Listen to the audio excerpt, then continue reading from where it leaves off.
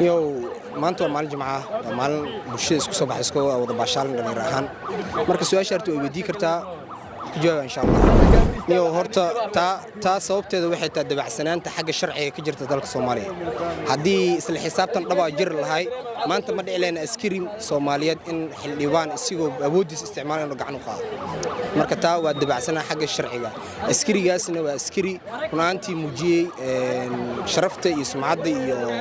iyo adeega sharciga booliiska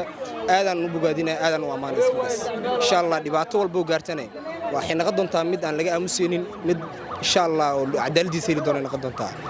waa laga qaadi doonaa waan laga qaadataa wax looga fiirsan kara ama laga aamusi karna maaha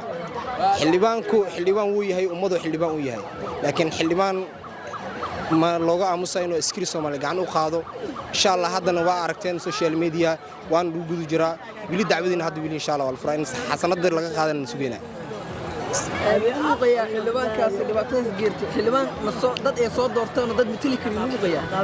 xildhibaankaas Soomaa xildhibaankaas maya uma muuqdo sababtoo ah baarlamaanka dhibaatada ka jirta iyo waxa ka jir waarag maanta hadii la fiiriyo iskuulada waxbarashada caadiga oo shacabka maanta ka dambeyn iyo hadii la nidaamka ayadoo ah bulshadii iyo indhihii bulshadii dadkii matalayay Soomaali magaca Soomaali baarlamaankii dhammaan ahay sidii ciyaal suuqyada darbi jifeedu u dhaqmayaan marka taa baarlamaankaas in isbedel weyn ku maarjeynina nidaamkan iyo frimbigan la iska qaadanayna in wax bedel arjeedo doona insha Allah way soo xiri kartaa axmedow way soo xiri kartaa waayo dawladdu cid ka awood badan ma lahayn haddii 10 ahaa 100 ahaa 1000 ahaa kama awood badnid dawladda waa la soo xiraa madaxna laga soo qoona maxamarna waa la keenaa maxkamadna waa la saaraa haddii uu film bilaabanay meeshiisa lagu soo afjaraa cid ka hadli karta malaata awood ma u leedahay dawladda saleed adiga awood u leedahay dawladdu cid ka awood badan ma lahayn dawladda hadii mar ku soo jeesato sidoo kugu soo jeesatay dawladdu marnaba hadalkeedana insha Allah waxa rajeynayna dib ugu laabo dabcan dadku waxay leeyihiin Axmed Madoobe 13 sano oo Kismaayo haystay ciidamo halkaas ku leeyahay yani ciidamo taageersan oo leeyahay dawladdu ma isleedahay 13 sano wax dhisnaa ay burburi kartaa maya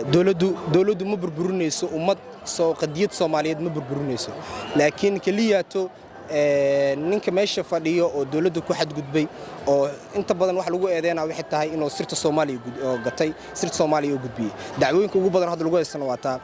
marka waxa kaliya loo baahan yahay waa ninkaas ay maahayn ummadda Soomaaliyeed cidna uma baahno nimankan ka daba safan oo qoryaha wataan oo ii sheegeen qabiil ahaan u difaacayaan ayakana waxa leeyahay wake up to reality